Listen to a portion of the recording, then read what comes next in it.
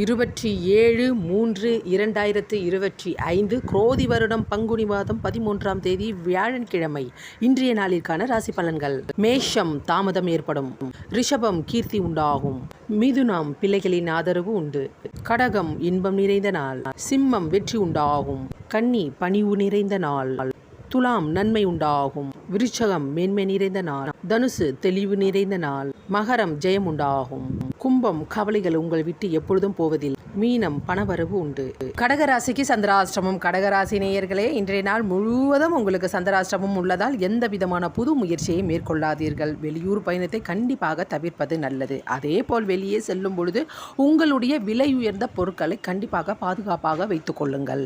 மறதி அதிகமாக ஏற்படும் சந்திராஷ்டமம் வேளையில். அது மட்டுமல்லாமல் யாரிடமும் வாயை கொடுத்து வம்பில் மாட்டிக்கொள்ளாதீர்கள். உங்களுடைய கடமைகளை மட்டும் செய்யுங்கள்.